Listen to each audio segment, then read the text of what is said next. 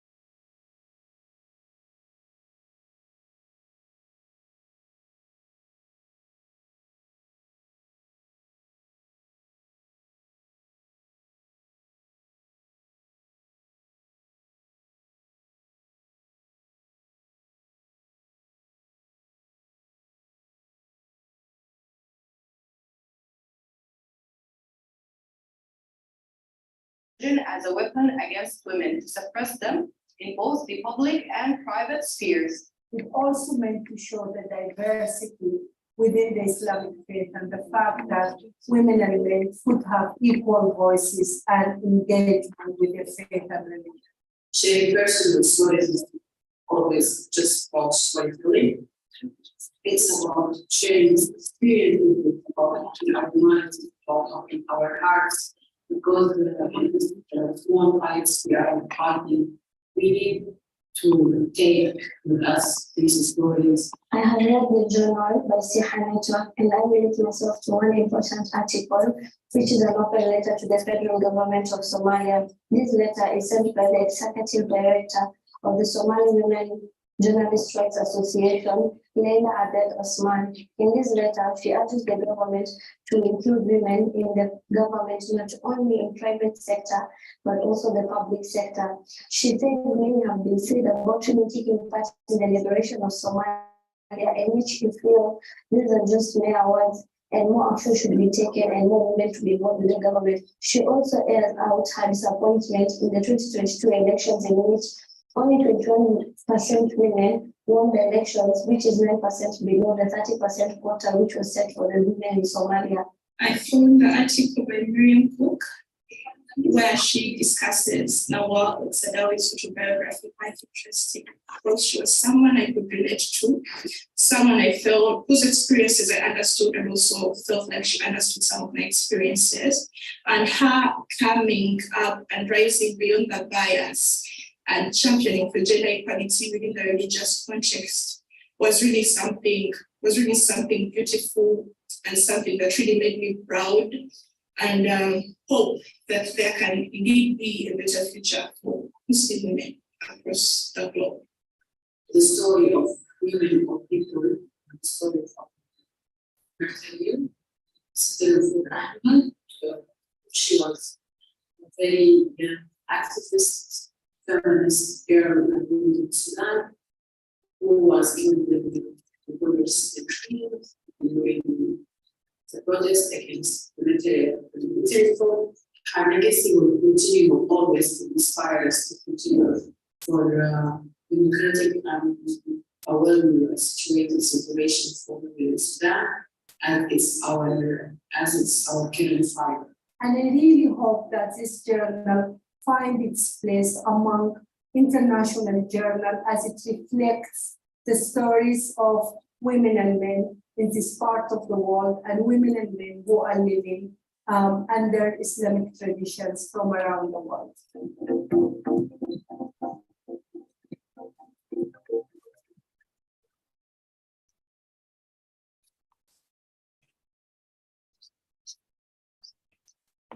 Thank you very much. I think we encountered some difficulties.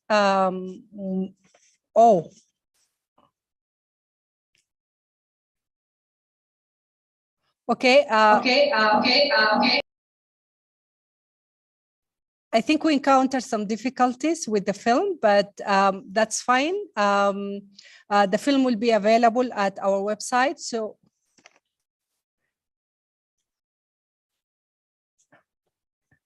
yeah, can you please yeah.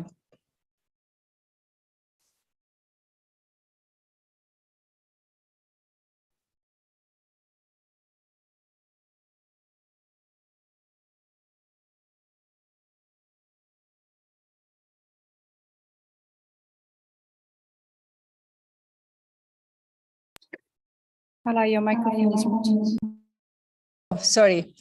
So I apologize. I think we encountered some difficulties with the film, but I think the film is going to be available on our website. And let us continue with our session. Good afternoon, everyone, once again. Before we move to our debate, I'd just like to highlight the journey of our journal, Women in Islam. The Women in Islam Journal was initiated in 2014 by the Strategic Initiative for Women in the Horn of Africa, SIHA. Between 2014 to date, we have published 6 issues of the journal. Today, we are celebrating and recognize the production of issue 6. The journal definitely reflects our determination as a network of feminist activists for women's human rights and equality. It's also a testimony to our collective spirit that amidst this very, very complex era, we reflect on our strength, our solidarity, our resilience as a movement with a voice and agenda. The Women in Islam Journal initially started to respond to the growing trends of political Islam and militant Islam across the region. And this ideology, as we all know, emphasizes reshaping the lives of women and controlling their influence and interaction in public and private spaces, while indoctrinating societies and steering them towards assuming that women are less than a human. As an institution that works in challenging violence against women and girls and fighting for equality, we recognize early on that it's really impossible to turn a blind eye to the profound consequences of militant and political Islam on women and girls' rights. However, after we produced the second issue of the journal, we discovered that this unique publication, which is gradually positioning itself between the academia and activism, is actually vital, to the women and men who are living in this particular part of the world, as we definitely need a platform that produces accessible knowledge and at the same time, a platform that acknowledges the complexities of our identities, our beliefs, while enabling us, those who are living under Islamic traditions, to tell our stories and our narratives, views, and thoughts, and our struggle for change towards human rights, equality, and democracy. In this issue of women in Islam, we are taking more steps towards influencing and reflecting the narrative about women and men living in Muslim communities in Africa and worldwide. We are delighted that we have more writers from around the world, but personally, I am very proud and happy that we have more writing coming in from Somalia and Somaliland, which is something that we are quite excited about. The SIHA Journal, Women in Islam, comes in Arabic and English. I hope you all find ways to read our journal and share it among your network. And for more information about the journal, please go to our website, www.womenislamjournal.com, which you will find in the chat. Also, you can go to SIHA network website, and if you press the button on the journal, on our journal, it will take you directly to the SIHA journal. So before I move to the debate and to introduce our fantastic speakers today, I'd like to establish some ground rules. This is a hybrid webinar.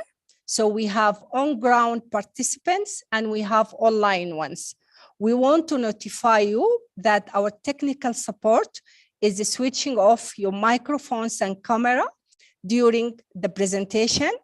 And after the presentation, it will be turned on. So please make sure to keep your microphone muted. Muted, Hala. Yes? Hello? Can you hear me? Okay, so please keep your microphone muted unless you are allowed, you are asking to speak.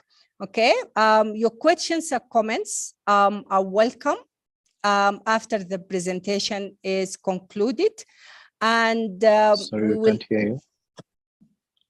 And we will allow, can you hear me, other audiences, because I got, okay. So I think I've been heard by others. Can someone just say we can hear you from the other speakers who are unmuted? Can you hear me? I can hear you, yes. Fantastic. Yeah, so your questions and comments are welcome after the presentation is concluded, and we will allow questions to the speakers after you raise your hand, if the time is permitted. If not, you can always write your comments and questions on the chat. Please note that we will allow questions initially for the virtual participants. So people who are with us online, we will give them the initial opportunity. Then we will move to our in-person participants in the different cities. And opportunities will be given alphabetically. So we'll start with our viewers in Addis Ababa, and then we will move to our viewers in Hargeisa, our participants in Hargeisa, then our participants in Kampala, participants in Khartoum. Please make sure that your comments or questions should be less than a minute to allow others to engage. Otherwise, you can place your questions or comments at the chat. Now, moving to the topic of the conversation. Equality starts at home.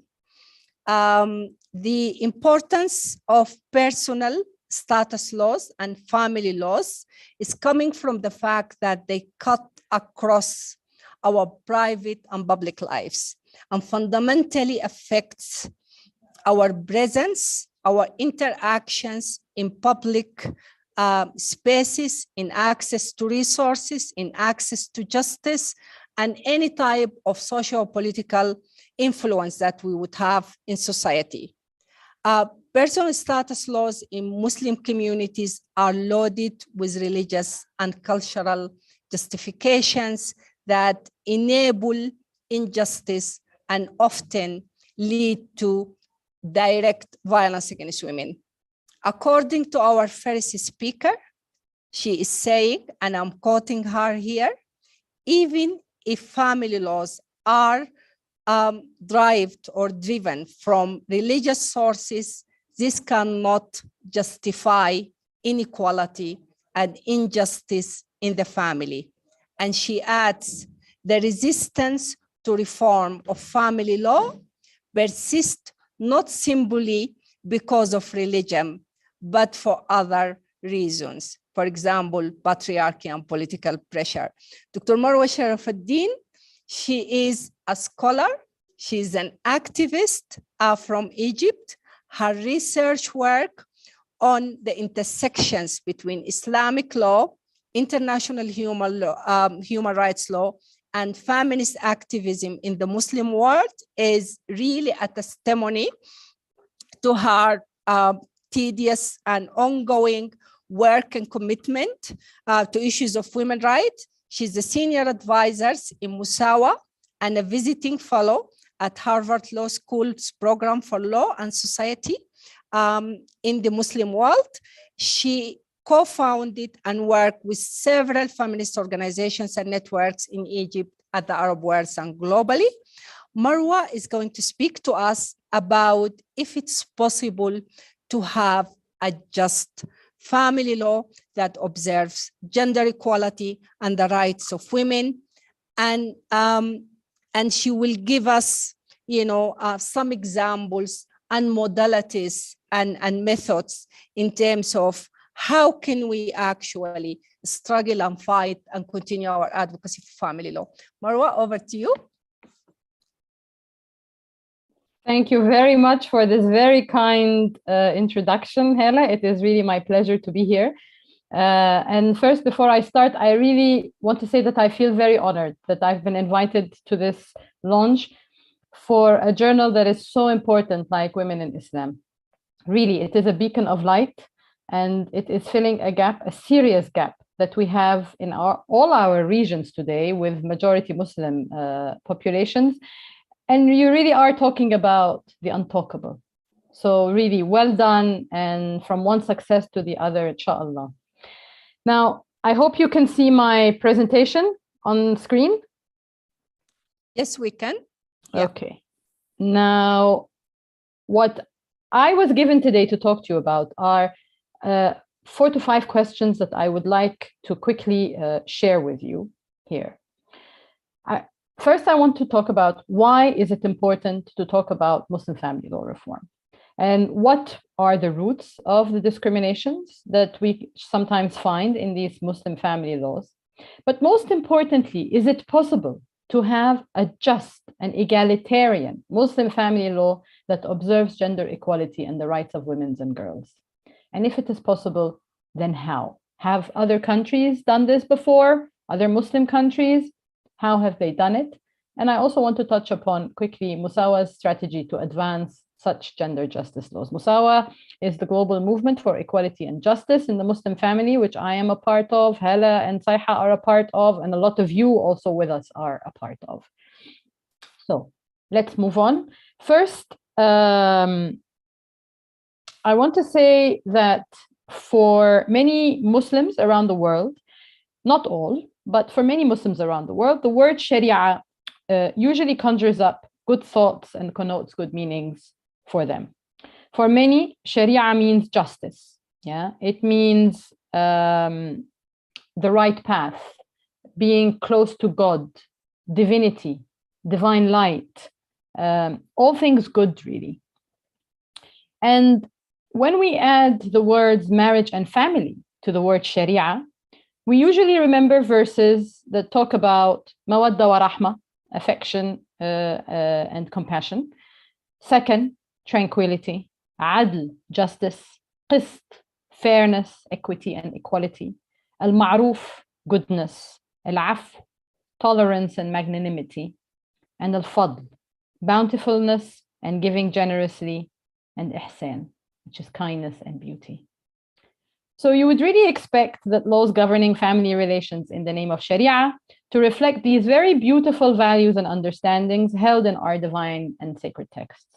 However, when we do take a closer look at Muslim family laws and practices today, and the reality of families on the ground in most of our Muslim countries, as I will show now, we find that instead these laws and practices are quite far, really, from these very lofty Quranic concepts and ideals. At the outset, it is important to remember that these worldly family laws and the human fiqh, the human jurisprudence that they are based on, such as, for example, the Hanafi, the Maliki, the Hanbali, the Ja'fari, the Zaydi, these are all man-made understandings of Sharia. Yeah, they are these fuqaha, they really did their best to try and understand the sacred text within their own capacities as human beings. And so they are very much human productions of knowledge, yeah, of the divine text. The text itself is divine, but our work as humans understanding it is not divine. It's very much human, very fallible, very changeable. And it's these fiqh works that our laws today are based on. And so if the fiqh is fallible and changeable, then certainly the laws themselves are also changeable, even if they speak in God's name. They are not God's words, they speak in God's name. And so whatever fiqh or understanding we produce, as I said, is not divine, it's not sacred, because it is us who creates it. And here, a very quick distinction between what Sharia is and fiqh is. Sharia is divine, it is sacred, it is the divine message sent to us as humans to go about the right pathway of life, and it is eternal. It is good for every time and every space. Whereas fiqh is different. Fiqh is very human, it is changeable, it is fallible. It is very much affected by the context that I live in as a faqih, as a mufassira, as so it's not sacred. And it is the basis of the laws that we are talking about today, which we are trying to reform.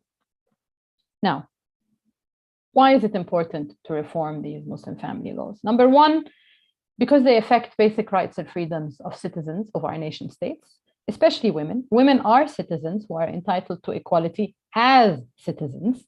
Number two, because it really affects the well-being of families today. Yeah, for a healthy family to take place, to become a healthy family, you need justice in the family. You cannot have a healthy family where there is injustice, where there is oppression, where there is people who are unhappy in it. Yeah, and today the notion of justice in today's world entails that we have to have equality. Today, justice means equality.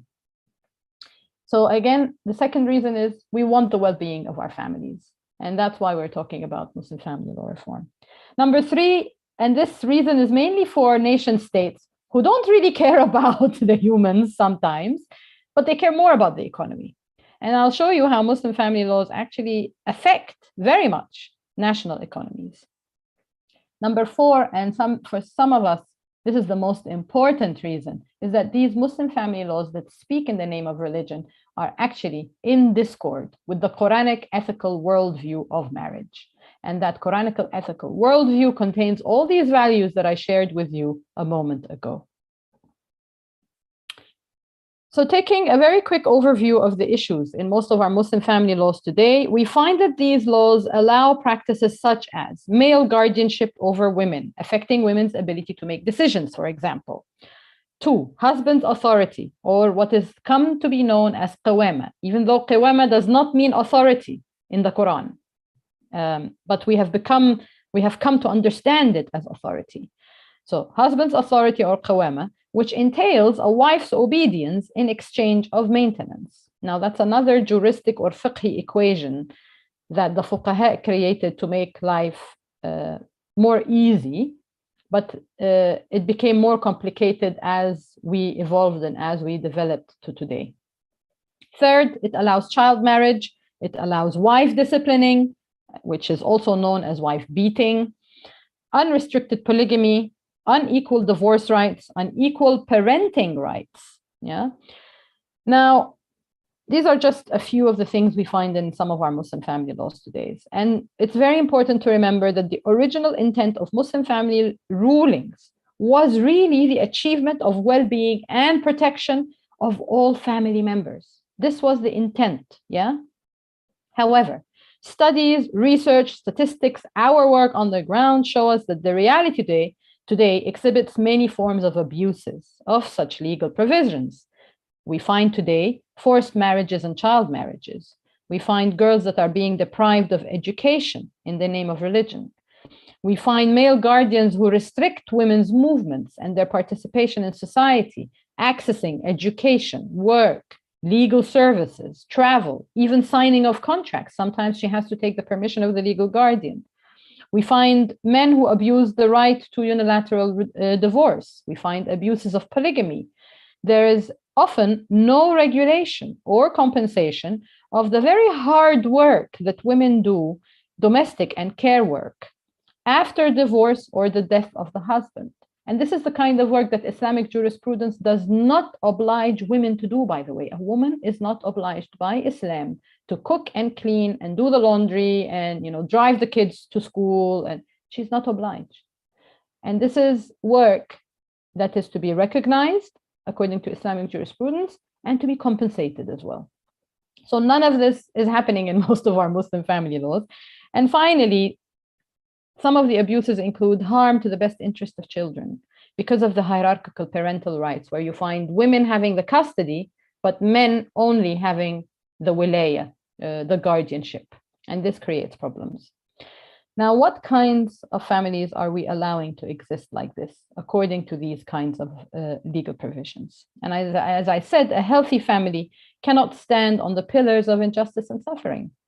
In today's world, there can be no justice without equality, both in the public and in the private family sphere. Let me move on to the next reason why we need to do something about these family laws, which is the economic cost. And I'm going to focus on two things when it comes to economics: violence against women and women's economic participation in the economy. So as we see here in this WHO survey, World Health Organization survey, we find that, I'm sorry, maybe it's not big enough. Let me try and, we find that Muslim majority regions have some of the highest rates of intimate partner violence in the whole South and Southeast Asia, at 37.7% in South and Southeast Asia, and the Arab region at 37%. These are the two highest globally. Research shows us that inequality between the sexes is the fertile ground that allows for violence in any relationship, not just between men and women, between ruler and ruled, between boss and employee. Once you have inequality and a differential in power relation, it's becoming a fertile ground for violence to take place. Now, our family laws are not just giving male spouses privileges and allow inequality, but they're even giving them control over women in the name of God. And as we see, this inequality and the vast difference in power relationship that it creates between the spouses makes it inevitable that we end up with numbers, shameful numbers like these. Yeah. And this has nothing to do with religion. It has to do with how we are appropriating religion for our own purposes and interests. Now, there is a serious cost for violence against women, economic cost. I'm not going to even talk about the psychological cost and the emotional cost and the well-being of the family and the woman and the children and even the man perpetrating the violence. Let's talk about the economic cost. Our governments are paying a very high price for this. Yeah. And let me give you an example. In Egypt, for example, the cost of domestic violence in 2015 was estimated to be a whopping 2% of its GDP, coming to $6.6 billion per year. These are serious numbers for countries that are economically suffering like ours. Yeah. And so they don't just affect women, it also affects all of us. The next issue is the economic participation of women. Yeah. These family law provisions are part of the reason that the rate of the female labor force participation in a predominantly Muslim region, such as the Arab region, is lower than in any other region in the world. This incurs losses not just for women and their families, but also for our nation states as a whole. Studies are showing us that if women's participation rates in the workforce increased to an equal level with males, it would lead to significant increase in national GDP. For example, in the Emirates, GDP would increase by 12%, in Egypt, 34%, in the whole Arab region, 85%. This is how much we are losing by restricting women, 85%, yeah, of our GDPs. What do these numbers on economic performance have to do with family law? Now, I want you to take a look at this table. I know it's very tiny, but this is the World Bank's Women, Business, and the Law Index of 2021. It measures the economic empowerment of women by assessing their ability, for example, to sign on contracts freely, open bank accounts, register businesses without the husband's permission, and so on. And what the research is showing us out of these surveys is that when family laws put restrictions on women's legal capacity, such as a woman's right to work and travel, inheritance rights, spousal obedience rules, ability to act and make choices independently of the men in their lives about money, property, and children, we end up with a very bad economic situation for the country as a whole. Now, I want you to take a look. I have here a little blue dot. These are the least developed 25 countries in this index. Unfortunately, out of the 25 lowest ranking countries at the bottom of this index, 21 of them are Muslim majority countries. What does that tell us? The family laws are affecting us seriously on an economic level, yeah? And something needs to be done about it. If you don't believe that women have human rights and that they are not citizens, equal citizens, at least look at the economics, yeah? Okay, so now moving on to the next question, what are the roots of discrimination in our current Muslim family laws? And I'm sorry to show you such a bleak picture, but the picture is bleak and we have to face it. And it's actually even more insulting when we justify this picture because of religion. And I will keep saying it, it has nothing to do with religion, okay? Now, why is this discrimination happening? Let me see.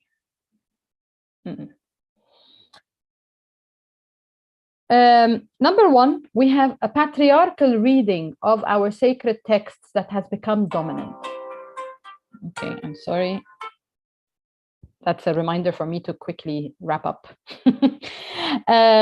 We have patriarchal readings of sacred texts that have become dominant today. These are readings that have been usually done by male jurists who privileged the male worldview. And I'm not saying that they were ill-intending. It's just that because they are men, they have a worldview that is informed by their own experience in life.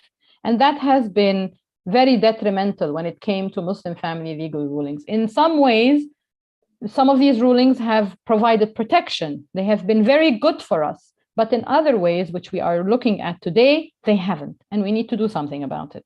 Number two, there's a difference between Sharia and fiqh. And we have ignored this difference for a very long time.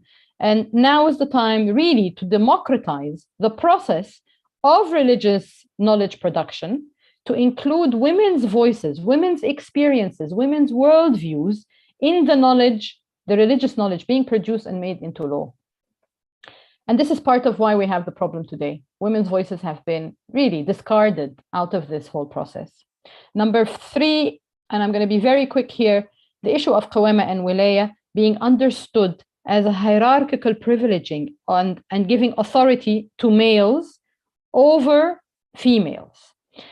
There are alternative readings of the texts that show qawama to be a responsibility over the well-being of the family as a whole that is shared by both spouses, not just one who has authority. It has nothing to do, qawama is supposed to have nothing to do with authority. It's about responsibility. So these are some of the very quick reasons why we're having these problems today. But the good news is it's in our hands.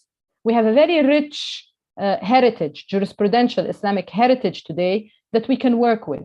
These jurists, which we respect very much, the classical jurists, they have given us a methodology by which to engage with the text, engage with reality, and come up with rulings today that fit our realities and our values. So you asked me the question, is it possible to have a just Muslim family law that observes gender equality? My answer is an absolute yes. And I want to give you some examples. In Morocco, Algeria, and Tunisia, a wife has no obligation of obedience to the husband, even though he is responsible for financial maintenance of the whole family. They did this using the Quran. In Egypt and Iraq, a woman does not need a wali or guardian to contract her marriage. In Tunisia, polygamy is banned using Quranic injunctions. In Algeria and Brunei, a husband needs the permission of his wife in the court after proving his extenuous reasons for polygamy. Child marriage is banned by law in Egypt. In Tunisia and Morocco, divorce has to happen inside the court, not verbally based on a husband's whim. And both spouses have equal rights to divorce. Sorry, I need to increase this. In Iraq, a mother can keep the custody of her children even after she remarries. In Algeria, a custodian mother has full guardianship over her children, even after, divorce or death of the husband.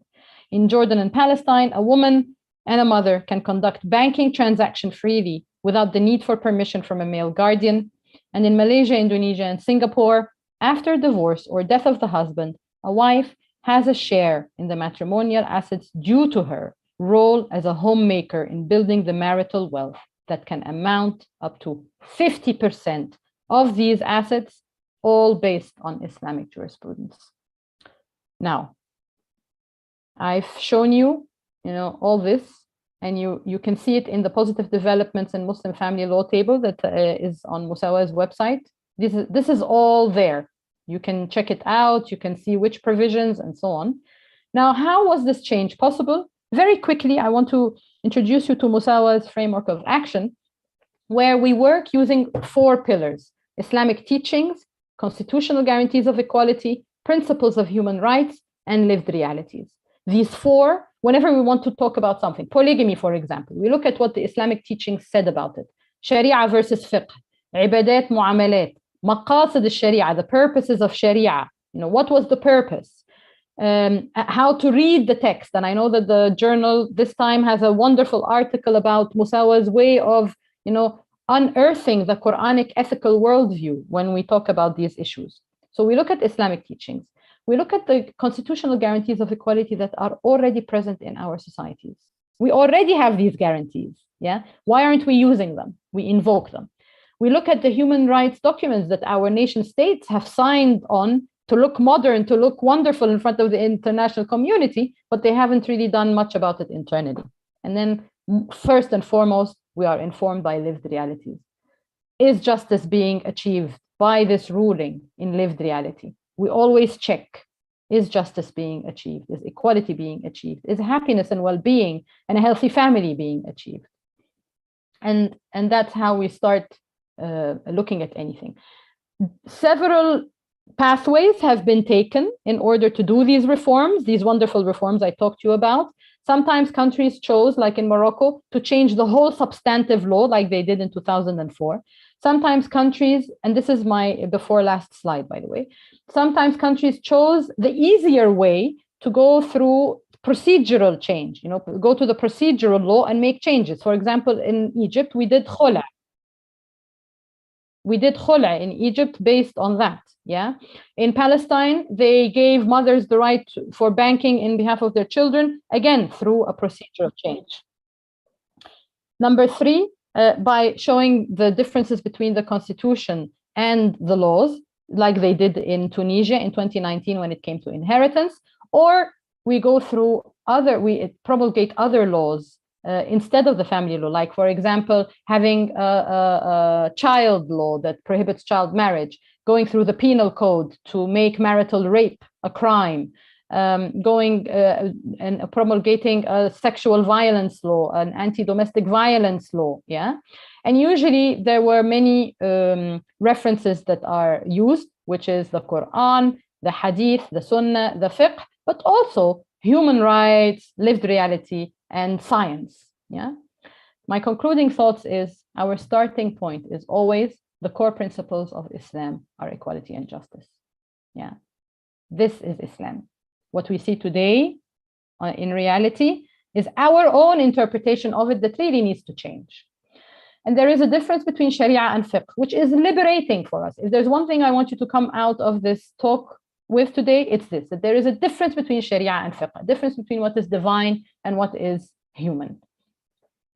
And finally, our vision is change is not only necessary, as I tried to show you, but it is also possible. Thank you so much for having me speak about these important issues, and I wish you all the best. Thanks a lot, Marwa, for this fantastic presentation as usual. And thank you for exposing, the status quo and for challenging the narrative with very strong and comprehensive arguments, and for, over and again emphasizing the importance of having a just family law and how would that impact us, not only as women, but as nations. Yeah. And if we thought about the impact of not having a just family law in sub-Saharan Africa, we would also see a lot of grievances and injustices that's happening in different countries, particularly the countries that we are working on. And actually, I'm very, very grateful that you address the issue of democratization of knowledge and enabling women to produce knowledge equal to men when it comes to their faith, when it comes to their lived reality, and to share their experience and to value that, as a ground for change. So thanks a lot for such a wonderful, wonderful interventions. So right now, let me go to our next speaker.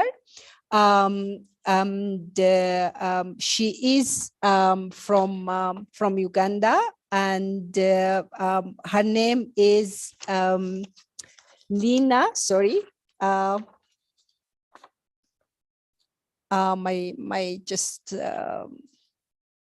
me organize myself here a little bit. So, so Lina is a human rights lawyer, and she is working as the vice president of the Muslim Justice Center here in Uganda. She is Lina Nadonga, and she's a Ugandan lawyer. She's a human rights activist, and she's the deputy director of the Muslim Center for Justice and Law. Her work involves promoting access to justice, advocating for Muslim family law reform, preventing gender-based violence, and fostering interfaith dialogue in vulnerable Muslim community. Lina is also a policy advisor on the Ugandan Qadi courts and has developed several research papers and policy briefs on this topic. Lina will be speaking about the impact of the existing family laws on the lives of Muslim women in Uganda. She will be speaking about, the impact of the Qadi courts, I believe, and how religious institutions influencing family law reform in Uganda. She will also give us a quick background on how the women movement in Uganda organize and push for reform when it comes to family law. Lina, over to you. Thank you, Hala, for the introduction. A very good afternoon to all the listeners and the viewers out there. My discussion today is about the journey of reforming family laws in Uganda and how the existing laws affect women, in particular, the Muslim women. We shall also look at the role that is played by religious institutions in supporting or influencing family law reform and how the women's rights movement intends to move forward with the advocacy campaign for family law reform. Of course, learning and unlearning from the gaps that have been created in the past. In response to the first question, what is the impact of existing family laws on the lives of Muslim women in Uganda? We see that under the current legislation, there are no essential requirements that are uniform to all marriages. In Uganda currently, the family law matters for Muslims, including marriage, divorce, custody of children, and inheritance, are regulated by a family law regime of the Marriage and Divorce of the Mohammedan Act.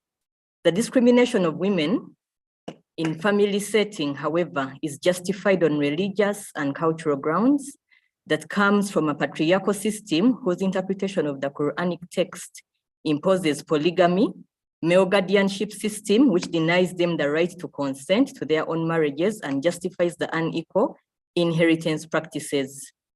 Family laws in Uganda emanate from the Article 31.3.1 of the 1995 Constitution of Uganda, which requires that the bride and the groom intending to marry must consent freely to the marriage. It provides for equality for, at, during, and after dissolution of the marriage. The article further obligates Parliament to enact appropriate laws for the protection of the rights of widows and widowers to inherit property of their deceased spouses, and of course to enjoy parental rights over their children.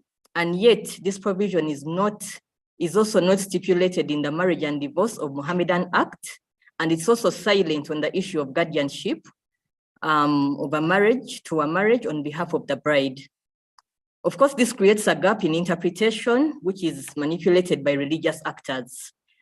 In practice, however, Muslim brides in Uganda must have the consent of a guardian as a precondition to their nikah or their marriage. This resonates with the fact that a number of women and girls are forced into marriage without their explicit consent.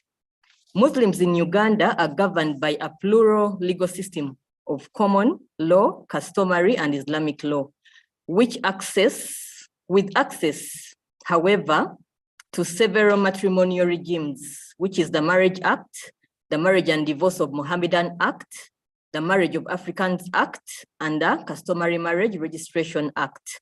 The Marriage and Divorce of Mohammedan Act was enacted in 1906 and revised in the year 2000.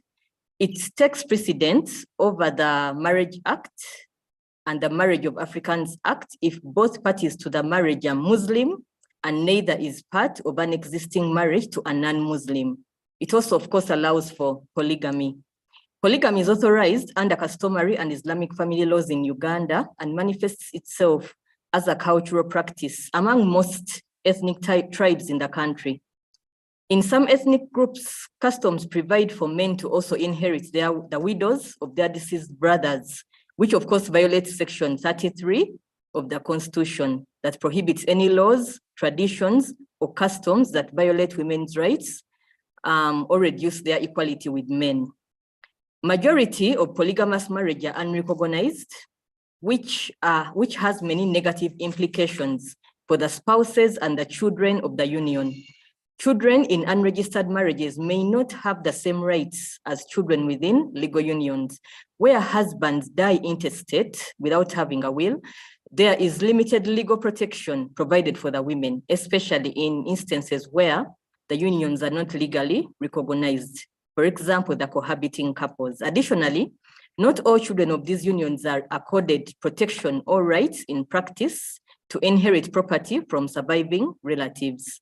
So due to lack of codified laws on Islamic family law in Uganda, women face adverse discrimination and injustice whereby they do not acquire registerable proprietary interests in property when their spouses die. They only have access to user rights over the land, but cannot own the same. Children born out of wedlock, adopted children, children who have converted from Islam, even as adults, among others, cannot inherit.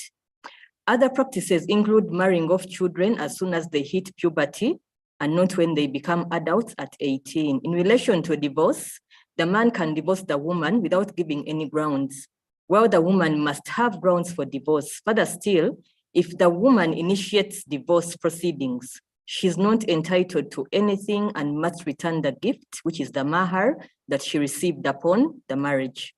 The effort to consolidate family laws in Uganda into a uniform statutory law has taken decades without consensus being reached. The marriage bill, formerly known as the Marriage and Divorce Bill 2009, remains a crucial piece of legislation for Ugandan women, including Muslim women, of course. Parliamentary and civil society efforts to unify and harmonize divorce and marriage laws across religious communities through the DRB ultimately failed in 2009 when the bill was split into the Marriage and Divorce Bill and the Administration of Muslim Personal Law Bill, often referred to as the Qadhi Courts Bill, as a result of Muslim opposition on grounds of religious freedom. To date, of course, neither bill has been passed, and the Marriage and Divorce of Mohammedan Act with its numerous gaps remains the relevant law for Muslim Ugandans.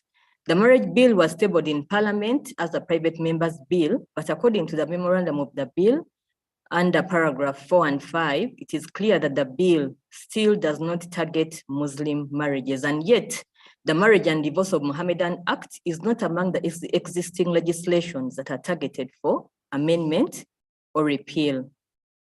So in this case, that means that the bill is providing for the civil marriages, the Hindu and the Christian, as well as the customary and Baha'i marriages. So Muslim women are still left out in this case.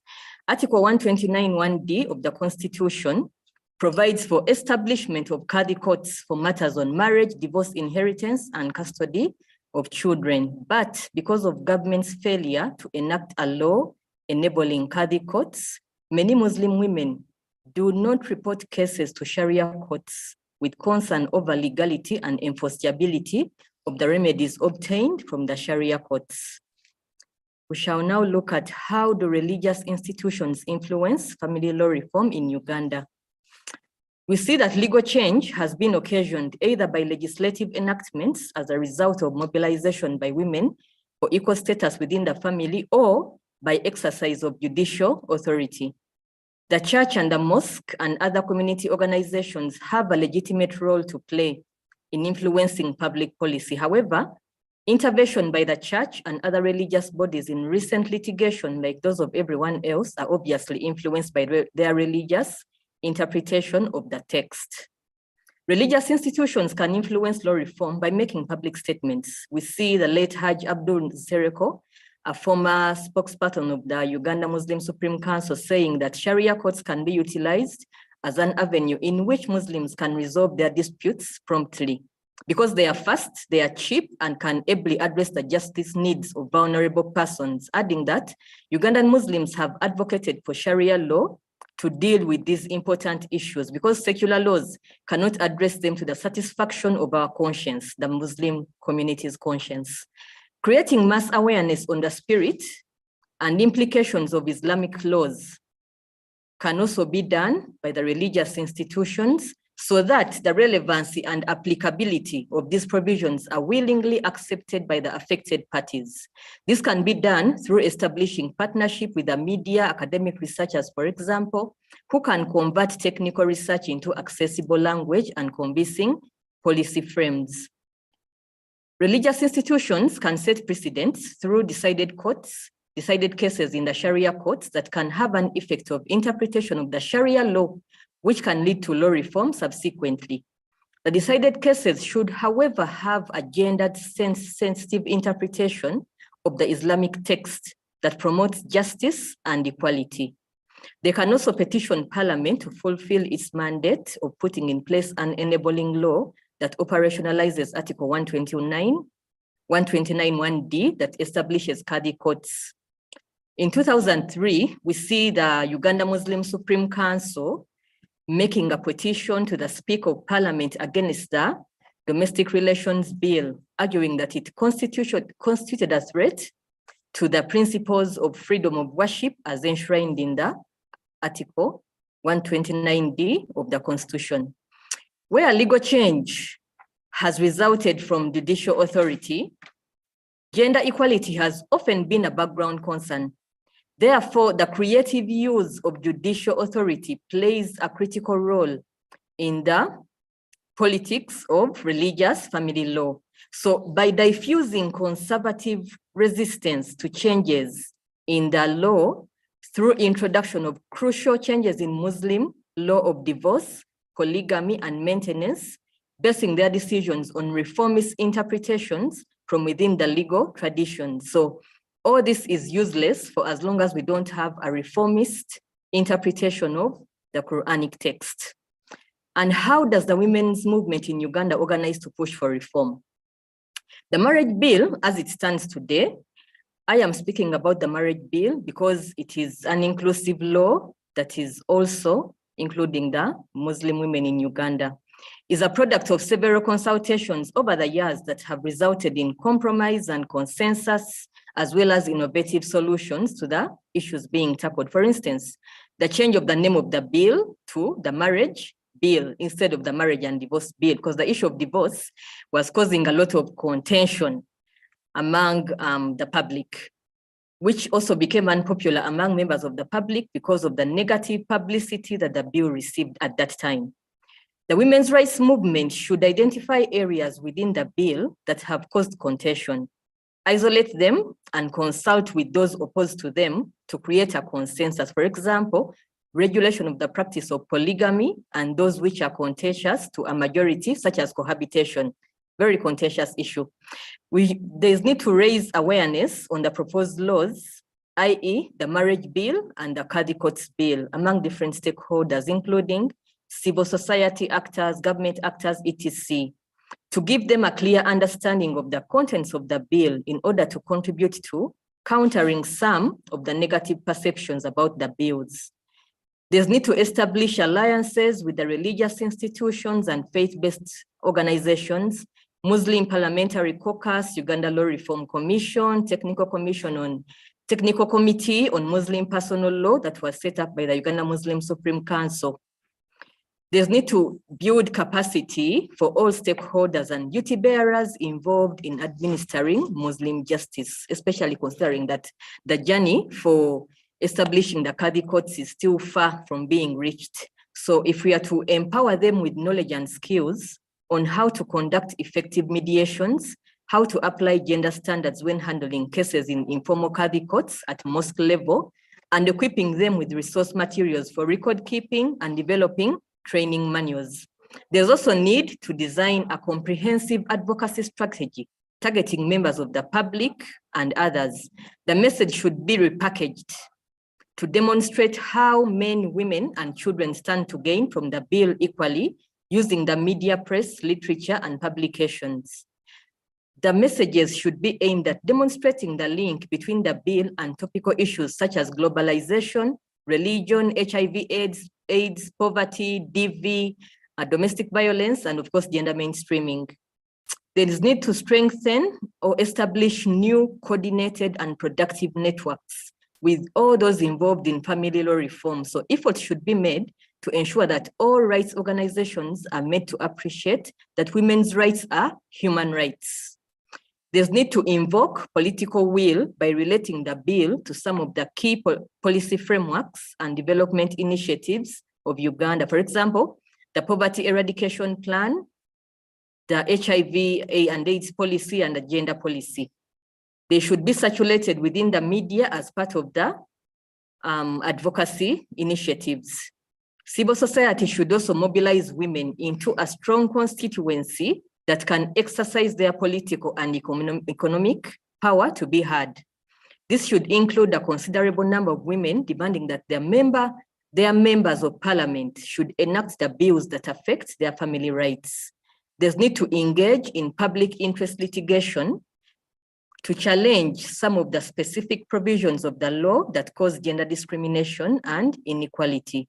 It has been observed that the courts of judicature wield a lot of power in the area of legal interpretation. For example, FIDA tabled a proposal to challenge the exclusion of Islamic marriages from dissolution under the Divorce Act in Section 18 of the Mohammedan Act.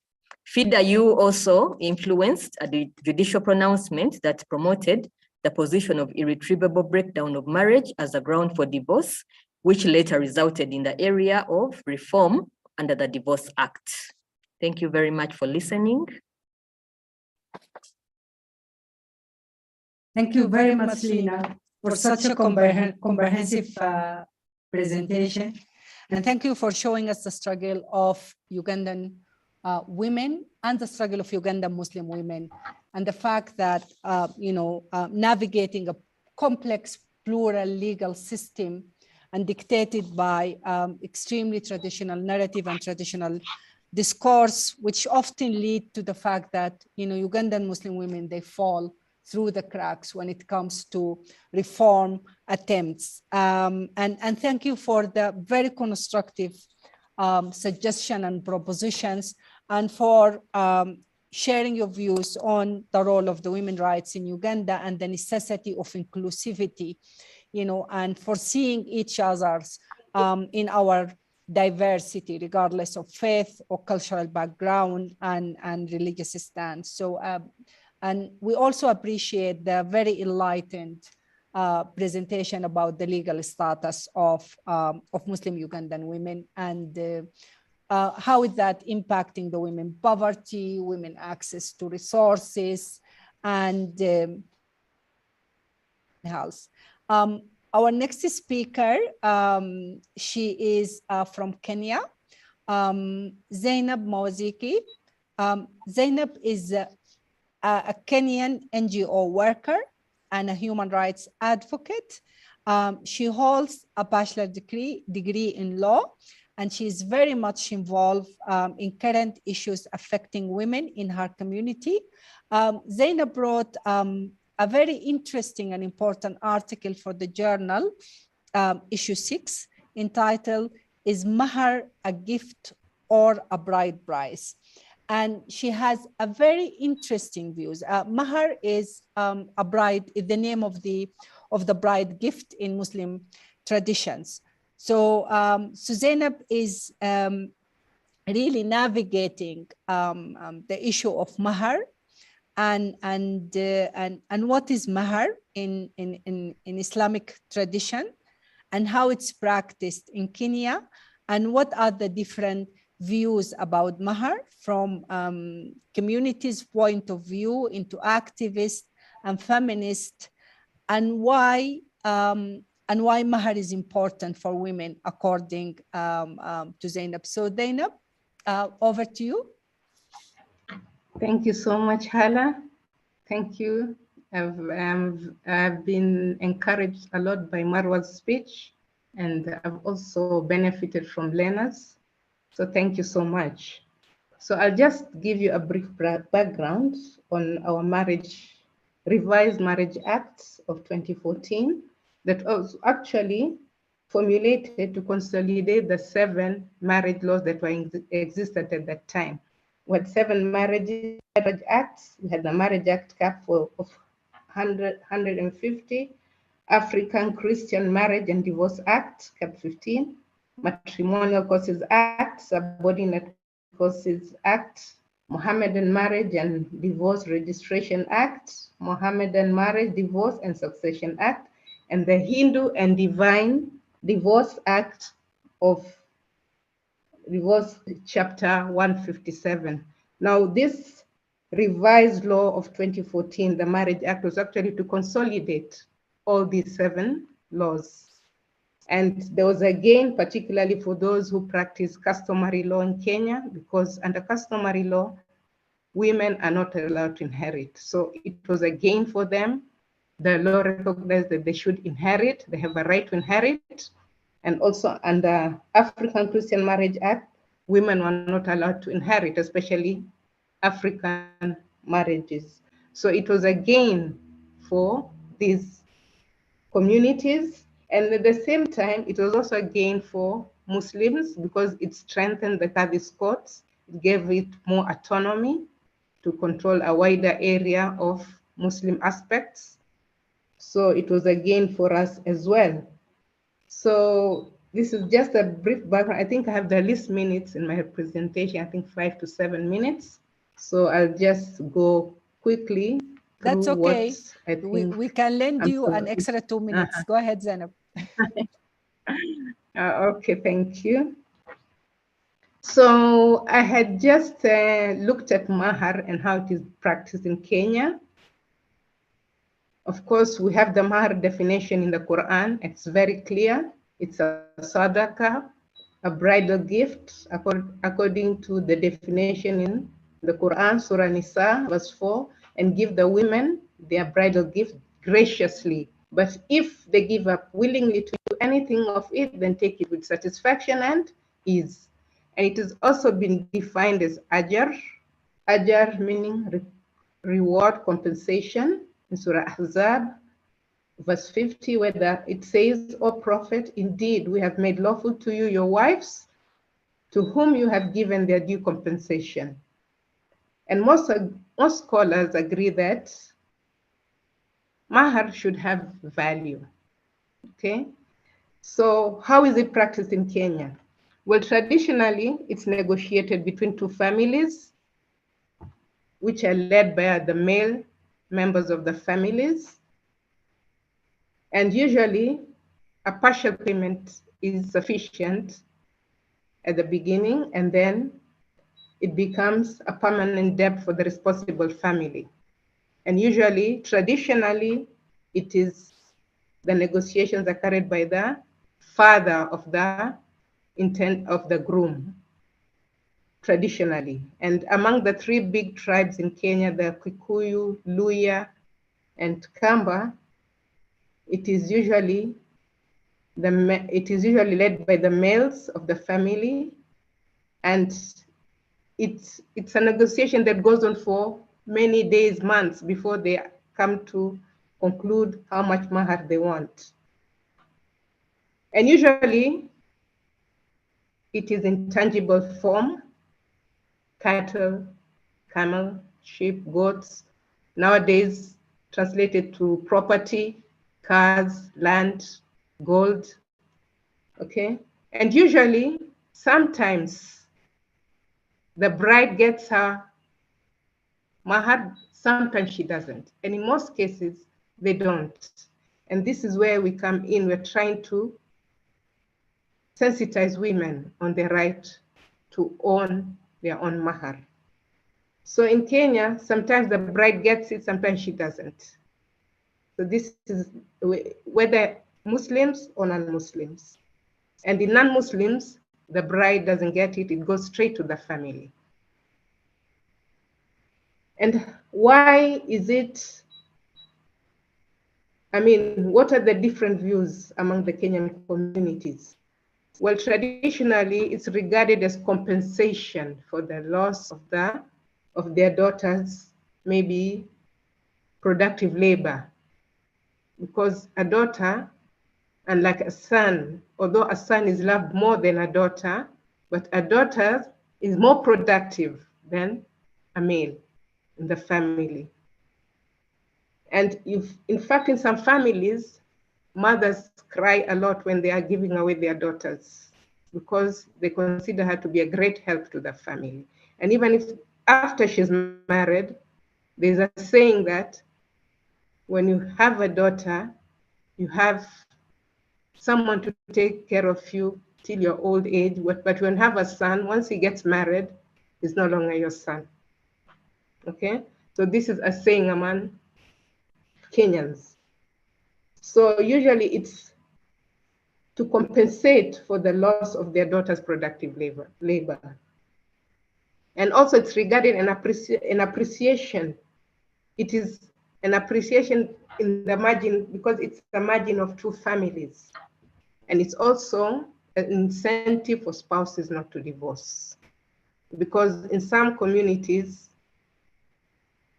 once a divorce takes place, the woman has to refund the mahar, or the family of the woman has to refund the mahar to the husband. So what are the scholars, activist views in regard to mahar? Well, some have regarded it as a trade price, maybe a sale of the woman, a kind of sale. and a price paid by a husband in order to acquire the rights of the wife's marital duties or sexual availability. So some activists, and up to the late 60s, there was a big debate in Kenya whether the dowry or mahar was a trade price or was it an appreciation of the woman. But this debate has since ended, and families take it to mean that it's a way of compensating the family or bringing two families together. So why do we think that mahar is important for women in the Kenyan context? Well, economic empowerment is very important for the woman because it gives the woman some financial independence during marriage. If, for example, she was presented with the dowry was maybe a form of maybe some property, could be a house or money, then she could put it to good use, because nowadays, particularly in Kenya, and specifically in Kenya, I'm talking of the Kenyan context, men have become very irresponsible. In fact, there's a trend nowadays among young men, especially Muslim men, when they want to marry, they request those who are trying to marry them off that they would want to have a Khadija. A Khadija, yani somebody ready with money. I just have to go and fit into her life. I don't have to provide for her. But they're reminded always by the Qadis, the man is Saywam, he's responsible for the family. He's supposed to provide. Even if you get a Khadija with all her wealth, you have to provide. So this is the trend nowadays among young Muslim men. They want a Khadija. They're after her ATM card, her fat bank account, okay? This is what it is in Kenya right now. So there is a lot of sensitization going on by the imams to sensitize the men that they still have to be responsible even if they have a Khadija. So we need to empower mahar could empower the woman economically, gives the woman financial independence during marriage, or gives her the ability to live a bad one, okay? And then it is also an educational empowerment, because there's a misconception in Kenya that if someone who doesn't have anything to give to the woman, he'd say, maybe I'll teach her Quran or verses of the Quran. But according to the interpretation of this by our scholars here, they say it is not just teaching her the Quran. If you cannot teach her the Quran, then enroll her in a mahad so that she can be able to know what the Quran is talking about, and she will be able to learn about her rights. So if you cannot teach her, enroll her in a mahad, in an institution, and it also turns up to have a value. For example, the mahad here, maybe you'd pay 10,000 a year, maybe it takes 2 years to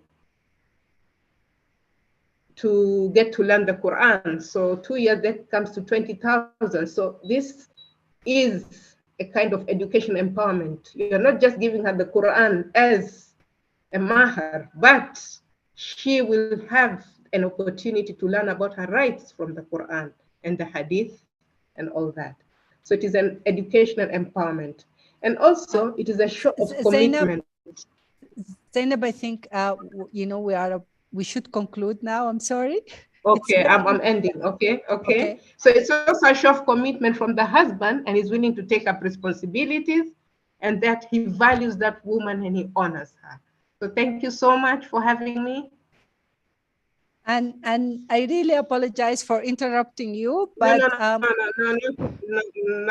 problem. And thank you so much. Your presentation is fantastic, and it's so focused on such a critical and important topic, and completely appreciate the angle that you are looking at mahar, or what's called in different cultures bride price.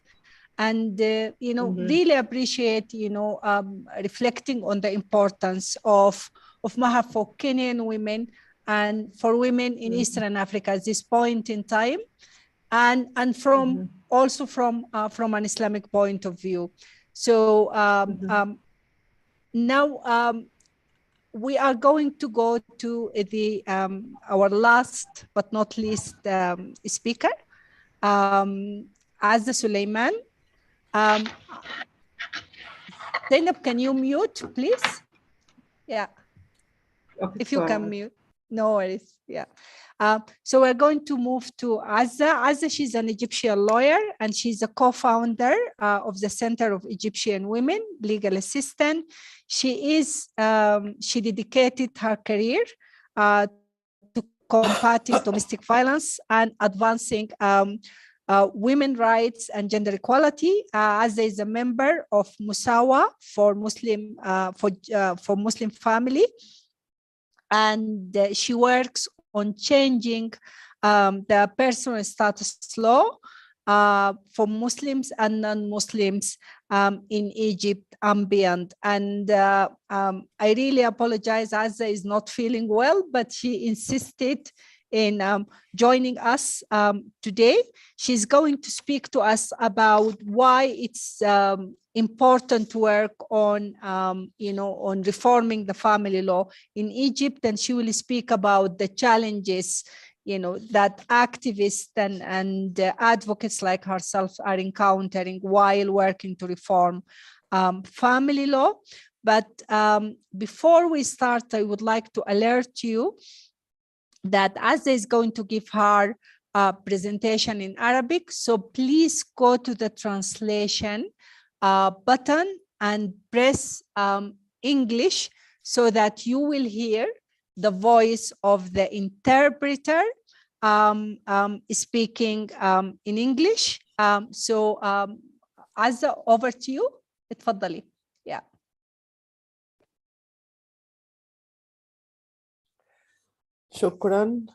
شكرا يا هالة. Thank you so much. واستمتعت بكل المداخلات اللي فيها تقريبا تشابه كبير بين حالنا في مصر وبين الدول العربية. أنا أعتقد مداخلتي 7 دقايق صح؟ عشان أكون بص على الوقت.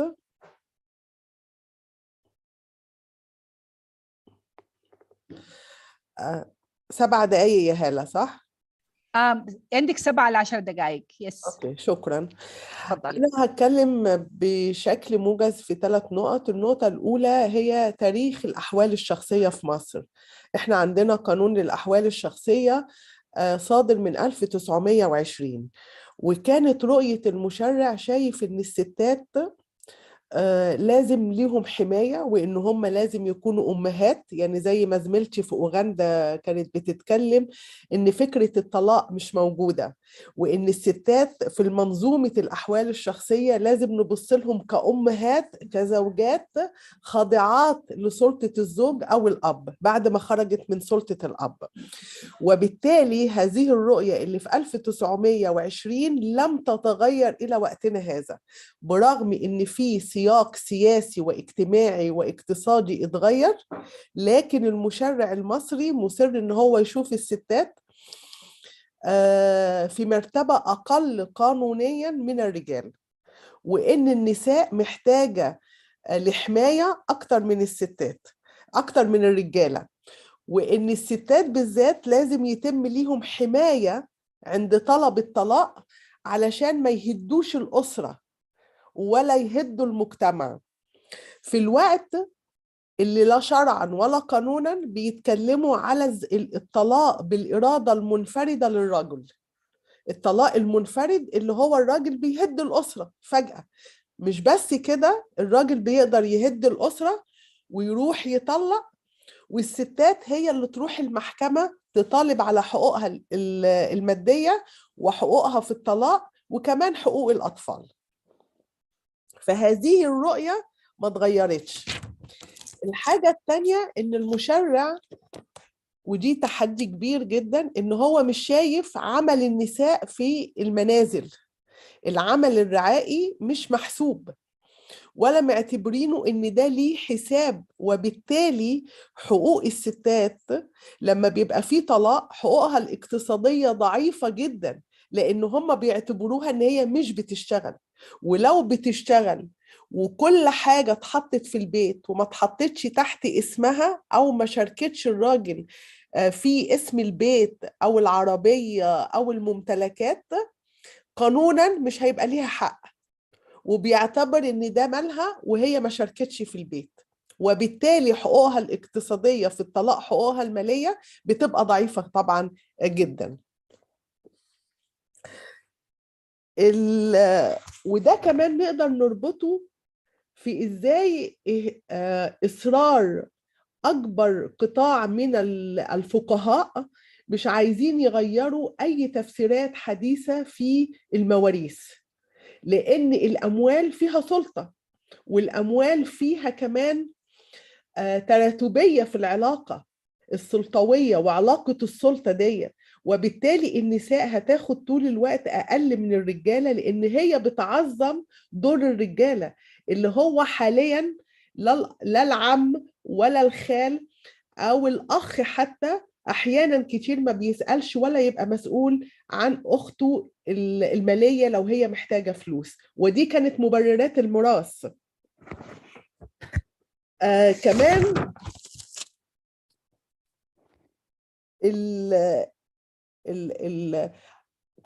قوانين الأحوال الشخصية مش محطوطة على أجندة الحكومة ولا أجندة المشرع بشكل حقيقي. طول الوقت هي بتتجاب كأجندة، ولكن بنفس المنطق بتاع الرؤية. واللي حقيقي إن قوانين الأحوال الشخصية، ودي أعتقد اللي اتكلمت عليها مروة، ليها علاقة كبيرة بقانون مناهضة العنف ضد المرأة. فكرة ازاي المشرع شايف كمان ان في العنف ضد النساء، ان حق الاباء والامهات على بناتهم ان هم يأدبوهم. وده عندنا مادة في قانون العقوبات بتدي الإعفاء من العقوبة لو في تأديب ليه علاقة بالشريعة الإسلامية. وبالتالي هذه الفكرة ملكية البنات للأهل، أو كمان فكرة جرائم الشرف، إن حماية الشرف لازم تيجي من الذكور. ودوت عشان كده الأحوال الشخصية ومناهضة العنف ضد النساء لازم هم مرتبطين ببعض. ودايما بيستخدموا الشريعة لما بنيجي نتكلم عن الأحوال الشخصية، ويقال كل التفسيرات اللي هي بتعزز السلطة والقوة للرجال في قوانين الأحوال الشخصية. فبدءا إن الطلاق لازم يكون بإيد الراجل، رغم إن كل الفقهاء قالوا إن لازم موافقة النساء على الزواج، ولكن فجأة هذه الموافقة بتتلغي وبيتحط لها شروط كتيرة إذا الستات قررت إن هي تنهي هذه العلاقة الطلاق. فده فكرة لأنها مش في نفس المركز القانوني للرجال. ودي فكرة السيطرة كمان على الستات في اتخاذ القرار لإنهاء هذه العلاقة. الحاجة التانية أعتقد، وده اللي اتقابل عندنا في الخلع لما احنا طبقنا الخلع سنة 2000، إن الستات قدرت تقول للرجالة استوب، أنا هنهي هذه العلاقة بسهولة. الموضوع كان كبير قوي نفسيا واجتماعيا على الرجالة. يعني إيه ستات تقول للرجالة إن هي مش عايزاه؟ وبالتالي النهاردة بعد تطبيق هذه السنين بنلاقي إن في مجموعة من القضاة بعضهم بيحط عراقيل في الخلع، والخلع بدل ما كان بياخد مدة قصيرة بقى ياخد مدة كبيرة، برغم إن الستات بتتنازل عن حقوقها المالية. إذن الموضوع مش بس نصوص، ولكن كمان تطبيق في مجتمع هو شايف إن الستات أقل من الرجالة، وإن هو بينظر للستات كوعاء لحمل الأطفال وليسوا مواطنات داخل هذا الوطن. الحاجة الأخيرة إن النهاردة في قانون بقالنا 6 شهور تم إنشاء لجنة لعمل قانون للأحوال الشخصية، ولكن بكل الملامح اللي بتنطلق منه بتقول إن الرؤية لم تتغير، إن المشرع مش شايف الستات كمواطنات، وإن هو بيستند على الشريعة الإسلامية، وبيتكلم بدل ما هيبقى المذهب الحنفي هيبقى ال4 مذاهب. وهنا احنا بنسأل مين اللي قال ان الاربع مذاهب الرسمية او التسع مذاهب الرسمية هي بتلبي احتياجات الستات والرجالة اللي بيتكلموا عن الأحوال الشخصية في المتغيرات الاقتصادية والسياسية، لكن هو مصر ان هو يتكلم على الماضي وليس المستقبل. الحاجة كمان اللي احنا بنشوفها ان التحفظ حتى على الاتفاقيات الدولية اللي المشرع احيانا او الدولة بتتباهى ان هي بتنضم لاتفاقية القضاء على كافة اشكال التمييز ضد المرأة، حتى وقتنا هذا هو في تحفظ على المادة 2، وسبب التحفظ بما لا يتعارض مع الشريعة الإسلامية. ولا حد قال لنا من 89 في لحظة التصديق على الاتفاقية حتى وقتنا هذا ايه هو اللي بيتعارض مع الشريعة الإسلامية، محدش، ولكن هم رفعوا يافطة علشان تخاف ان الواحد يتكلم ايه هو الشريعة الإسلامية.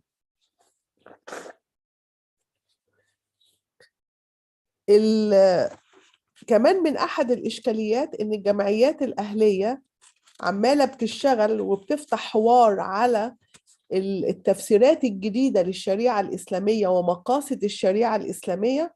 فرقم واحد، القانون اللي بينظم عمل الجمعيات الأهلية للأسف الشديد بيعرقل عمل الجمعيات الأهلية، فأحيانا ما بنعملش دورنا بشكل كبير ولا بنحاول نخلق حوار مجتمعي، لكن أحيانا بيتم إلغاء أي اجتماعات ممكن تحصل في المحافظات من أجل حوار.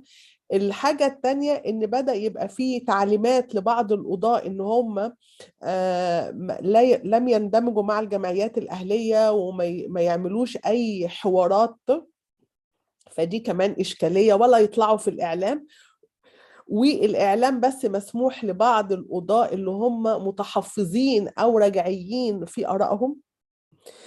الحاجة الأخيرة إن كمان في ظل، يعني دي مؤشر حلو، إن إحنا بنعمل دراسات فقهية بتقدم تفسيرات جديدة من مدرسة الأزهر.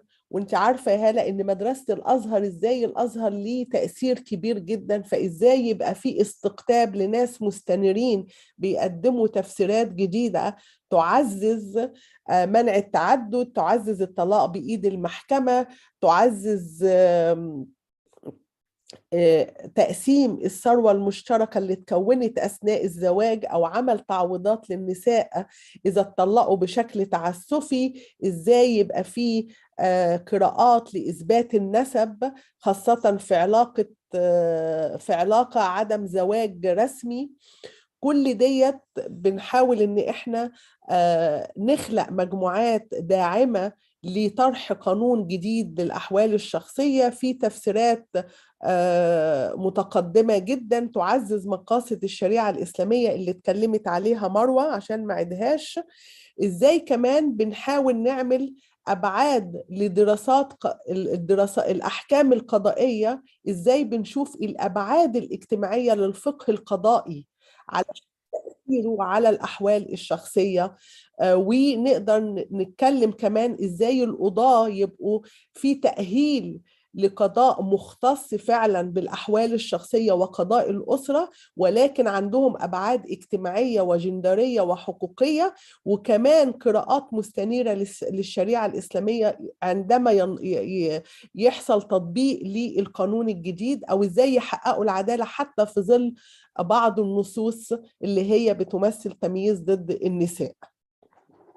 وأخيراً إزاي بنعمل حوار وتدريب لبعض الإعلاميين عشان يخلقوا ويساعدونا في خلق حوار مجتمعي للنصوص اللي احنا بنطرحها الجديدة. وحالياً مقترح القانون الأحوال الشخصية هو متقدم في البرلمان، يعني قانون هيبقى موازي للجنة اللي تأسست دلوقتي، اللي حقيقي احنا ما نعرفش عنها كتير غير الحاجات اللي أنا قلتها اللي هي الاستناد إلى مذاهب الأربعة وبعض الحقوق للرجالة، ولكن لم يتم أي إعلان على بعض حقوق الستات وخاصة في الطلاق ومعاناتها أو فقدان أطفالها الحضانة لأطفالها إذا تزوجت مرة أخرى. دي حاليا الوضع في مصر، وإحنا عندنا أمل إن يبقى بيحصل حوار مجتمعي إذا تم إعلان عن الدرافت اللي بتعمله الحكومة، أو إن إحنا نساعد في تكملة الحوار المجتمعي على الدرافت بتاعنا اللي متقدم للبرلمان. وشكرا. Thank you very much, Azan. Thank you so much for joining us, despite the fact that you are not well. You really appreciate your constructive engagement. Thank you for connecting between family law and issues of equal citizenship, you know, and democracy and political will, which is crucial because in principle, family law is also, a political matter, you know, because it brings women to the center of decision making and of sharing the complexities of the attempts and of reforming the family law in Egypt, Egypt is very influential country. Al-Azhar is very influential institution. Engaging with such a religious institution is very crucial and important for Muslim women across Africa. So right now, we really appreciate your listening to us over the past close to 2 hours, and we are opening the platform for questions. I believe we are not going to have a lot of time, so I'm going to ask you to write your questions in the chat. And we are going to give a very few opportunities for our audience who are present with us on the virtual spaces. Make your questions very, very short. And raise your hand before we move to our participants in the in-person spaces. So any questions from our participants on the virtual spaces? I don't see any hands, but Faith, if you see any hands, please alert me. I don't see any hands, anyone that's raising their hand at the moment.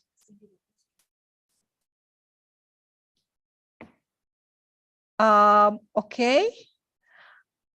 I have one question that comes in, actually there is 2 questions that are in the chat. The first questions, and can you please also direct your questions to any of the speakers? Oh, I have Yusuf. Okay, so Yusuf, I'm going to give you the opportunity to ask your question. Please direct question to specific speaker, and then I will go and read the questions from other participants. I have Yusuf, I have Zamdenna. Yeah, go ahead, Yusuf, and then Zamdenna.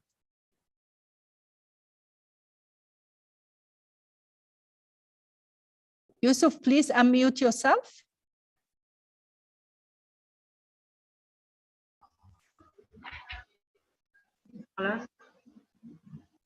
Hello. لماذا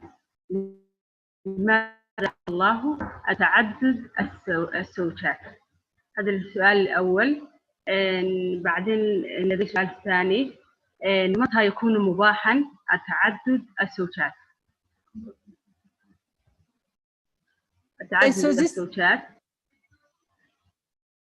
Okay, so this is the questions from our participants on the ground, on the in-person spaces to our speakers, and she's asking about, polygamy and why, polygamy is allowed within Islamic Sharia. Such a very complex questions, and if it's allowed or not allowed. I guess maybe Marwa can answer this question. So apparently we are getting questions from our participants on the ground. So this is question 1. Question 2, Zamdenna. Okay. First, I would like to thank all the panelists for sharing their experiences with us, and it was very educative and resourceful. So I'll be asking the questions from Ethiopia, from our participants in Ethiopia. The experience that we have in Ethiopia is that our constitution has a dual legal system where customary laws and where the constitution has allowed for customary laws and customary courts to operate, in this instance, Sharia courts. But the problem is that we do not have a codified Muslim law. So there's huge gap in addressing justice with regards to Muslim women in family matters and inheritance and divorce and in marriage. So what we would like to ask is that how do you, or would you like to, it would be good if you would share your experience and how you got to have a Muslim codified law, and that if it was really a success in having this Muslim codified law in Muslim family law in protecting women and women's rights, does it really do the job of protecting Muslim women in your communities? Thank you. Thank you very much. Also, I have a questions on the chat in terms of family law in Islam. Don't you think that the implementation and the change in social norms is more a factor to the unjust treatment of women more than the laws involves, according to any of the madhabs? So this is also a question, I guess, because the audiences are not directing their questions, so I'm going to choose who's going to respond to what. So, and we have other two questions in the chat. So I'll allow the speakers to answer this very quickly, and then we are going to come back and answer the other two questions. So on the questions of polygamy and the questions of or the questions of co-wives that came from Somalia, and the questions of the that the in terms of family law, that the implementation and the change in social norm is a factor to the unjust treatment of women, I will direct it to Marwa. So Marwa, you have two questions. Lina, I am going to ask you to answer after Marwa the question regarding the codified. Actually, that will go better to Azza, because Azza, they are struggling with a codified family law. Yeah. So Marwa, do you want to go ahead? Yes. So very quickly, because we don't have time. So obviously, when you read the verse on polygamy, the first words are وَإِنْ خِفْتُمْ أَلَّا تَقْسِطُوا فِي الْيَتَامَى. If you fear injustice to the orphans. So obviously, polygamy has something to do with orphans. Now today, fast forward 2022, are men marrying second and third and fourth wives to take care of orphans? No. Mostly, no, actually. They're doing it for their pleasure, for a display of wealth and all this. إِنْ خِفْتُمْ أَلَّا تَقْسِطُوا فِي الْيَتَامَى. What does it mean? That the best interest of these vulnerable children who have no parents is at risk. So we are at that time, they were trying to find a mechanism to protect the interests of these vulnerable children.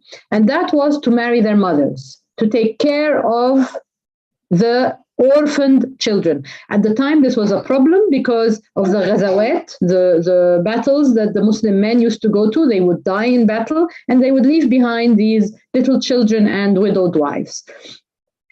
Polygamy there was a mechanism.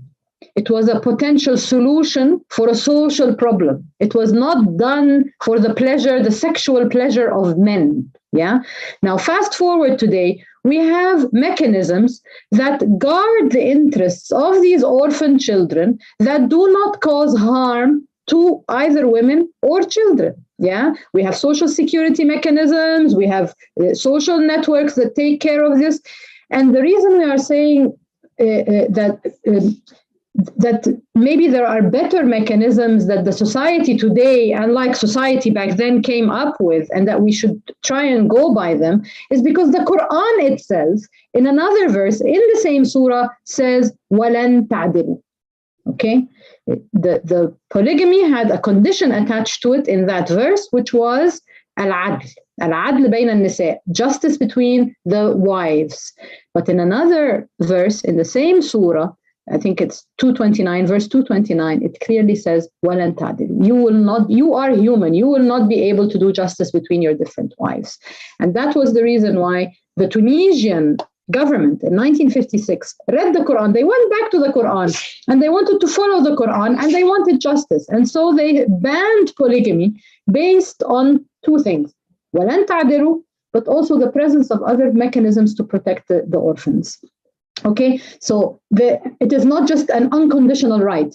Other countries like Morocco, for example, they started to put restrictions. They did not ban it like Tunisia did, but at least they put restrictions on the husband. Before he goes to have a polygamous marriage, he should go to the court, get permission. He should get the permission of the wife. He should go and do medical tests to prove that he is physically able to withstand what it needs, to carry the responsibility of two families, three families, and he should also prove his financial ability. It has nothing to do with his sexual pleasure. Okay, so this is regarding polygamy. This is another way how the Quran is being used and manipulated by men for sexual reasons, rather than for the well-being of society. Now, the other thing is how to overcome men domination and mansplaining. Very good question. It is by bringing our voice to the table, talking, having forums like these, finding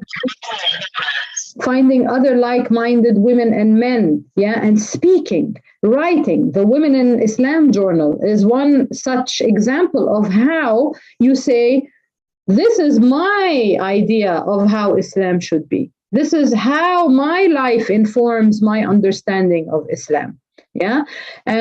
And this is very important, this solidarity between people, this bringing about of voices together, writing, performing, being out there, but also being very cognizant of the risk, because we live in sometimes very violent societies that would punish people for speaking out. And in that case, we need to take a step back and recognize what is the best way that my voice can come out, maybe in an anonymized way, maybe in another way.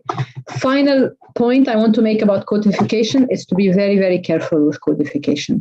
Codification, what it usually does is it calcifies these very ancient classical fiqh rulings into law, and then it becomes very difficult to change it. Unless you have a very clear provision in the beginning of the law saying that these are our human understandings of the divine, and this law is not divine and it is subject to continuous evolvement and changing, my recommendation is then you should be very careful about codification. Do not make the mistake that we have done in our own societies. Thank you. Thank you, Marwa. Very clear answer. Now I'm going to go to the room in Kampala. And I think we have questions from our participants there. So Kampala. We're just bringing the microphone now. Yes, go ahead. Hello, my name is Iman, and my question is,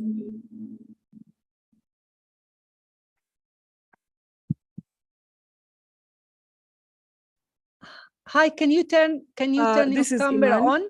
Yes, Iman, can you turn your camera on? My question is, when we were looking at some of the articles that are going to be in the issue number 6 of Women in Islam Journal, there was an article written by a lady who is lesbian, and I think she was in asylum in a certain country. So now that we are talking about reforming family laws in regards to women, we all know that it's a general belief that anything related to the LGBTQI is not permitted in Islam. So what then is going to happen to the lesbian women who are Muslims? And these are people who are also looking at creating families, people who want to get married. how are we going to be able to help such women? Thank you very much. She's not in exile exactly. She's living in West Africa, and she's a Muslim, a committed Muslim woman. But she speaks about her journey in terms of how she actually reconciled with her faith and how she overcome, her journey of fear. Because most of the narrative was about prohibition and was about criminalization of women and men who has different gender identities within the militant and traditional discourse. And there is significant contributions and inputs, from many scholars when it comes to our sisters who has different gender identities, and many of them are finding their place within the faith. So it's really a fantastic article, and we have a lot of respect and appreciation for what she's raising. But I don't know if any of the speakers would like to address this question. Yes, I can. Oh, go ahead, Marwa. So this is a very, very sensitive topic. This is a very, very sensitive topic. Sorry, it's 7:30 a.m. in the morning and I need to take him to school very shortly.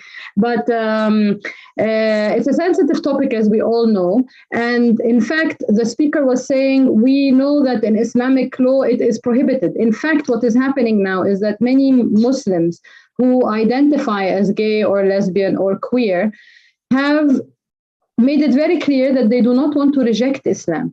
They find a lot of sustenance and strength in Islam, and they want to understand, how is it that this ruling came about? And so now a lot of prominent Muslim jurists are doing research and going back to the Quran again to understand the story of Lut. I am not, this is not my expertise area, but from what I know of this research is that they are saying that the story of Lut is really about men who were in powerful positions, who were forcing other people into sex. So it is about non-consensual sex, whether it's with a man or with a woman. That was the story of Lut. Now, again, it's not my area of expertise, but what I'm trying to say is that the lived reality of these Muslims, they are Muslims, they identify as Muslims, they don't want to become atheists, is forcing Muslim jurists today to go back to the Quran and try to make sense and understand how can we have a place for these Muslims in our societies today, if we are to treat them as equals. So, the door is absolutely open. That's what I'm trying to say. Thank you, Marwa. Similarly to other, new paradigms that are evolving every day in our society, we are, scholarship is always, part of, what we are attempting to do, is to find place and accommodate us in our diversity, having different gender identities and different backgrounds and so on. There is a question specifically to Azza from Sana from Somaliland. Azza, probably you can read the question. As we know in Islam, the responsibility of the family is on the men. But do you think because a financial problem, it may be that the means are the men are living their responsibilities in Africa? So she thinks because of, economic challenges, hardships, depressions and so on, that the men are abandoning their responsibility. So this is for you, Azza. يعني أنا أعتقد أن المسؤولية المفترض وفقا للفقه التقليدي تقع على الرجال، ولكن الفقه الحديث والنظريات الحديثة للفقه بتقول أن المسؤولية مشتركة في الأسرة، وعشان كده النظريات ديت بتراجع حاجات كتيرة في موضوعات متعلقة في علاقة الرجال والنساء بعضهم وبعض. ولكن والواقع النهارده وفي افريقيا بيقول لنا لا، الستات فعلا هي بتشيل اكتر احيانا من الرجاله، وخاصه فيما يتعلق بمسؤوليه الاطفال. هي اللي مسؤول عن صحتهم وتعليمهم، واحيانا لو في مشاكل صحيه عندهم هي اللي بتبقى بتتابع معاهم. فهي اوريدي اللي بتشارك دوت. لكن الرجاله ليه بتخلي دوت؟ لان قانونا واجتماعيا في استحقاق بيعزز ان الرجال عندهم استحقاق على النساء، وفي استباحة لحقوق النساء. فبالتالي الرجالة بيبقى سهل جدا ان بعضهم يتخلى عن مسؤولياته المادية، لان لا هيتحاسب قانونا ولا هيتحاسب اجتماعيا للأسف. ففي استباحة لدوت، وبيعزز الاستحقاق اللي على النساء. Can I just say something very quickly, because it's very important that people understand that we are in the process of building on the work of Islamic jurists before us, but also creating, like Azza said, a new fiqh. Yeah, a new fiqh that is rooted in our Islamic beliefs and Islamic principles, and it is our role to continue. So they are human beings that started this process. We are also human beings, and we need to. It is our responsibility as khulafa on this earth, really, as God says, to create this knowledge. And so, because one of the questions is assuming that is understanding what I'm saying, that Islamic law, it's hopeless. We should not be dealing with it in Muslim family law reform. On the contrary, what I'm saying is that we need to root ourselves in Islamic legal tradition, but not to take everything for granted as it is, and to contribute to the process of creating new knowledge that is based on our lived experiences today. Thank you, Marwa. Yeah, so I have a question to Lina, and it's about how can young women acquire knowledge? It's from Intisar Omar on gender equality and women's rights within the Islamic framework. Well, first of all, as an organization and CSOs involved in promoting equality, gender equality and human rights, we have set out a campaign to empower women with knowledge on Islamic law and texts that oppress women in enjoying of their family rights. And of course, most of these empowerment programs can be sought within the community, where we are engaging women both at the mosque level and the community level in acquiring knowledge about the Islamic laws that affect their family laws, their family rights. We can also engage the female ulama, because there are so many women who have acquired knowledge and skills in interpretation of the Quran. These can be invoked into having a reformist and a feminist interpretation of the text of the Quran that promotes equality and justice for the women. Thank you.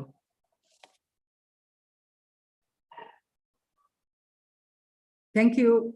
Thank you very much, Lina.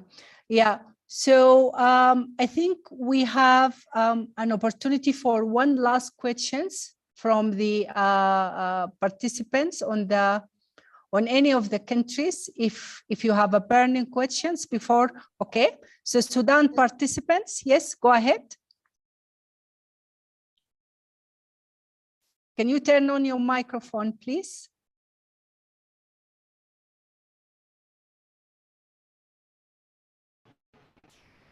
Hi, so we have three questions. The first. You have an echo, Real.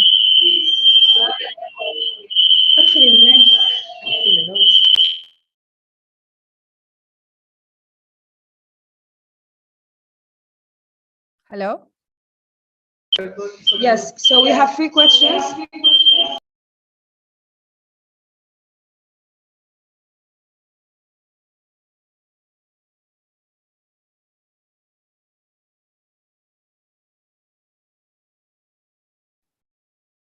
Hello?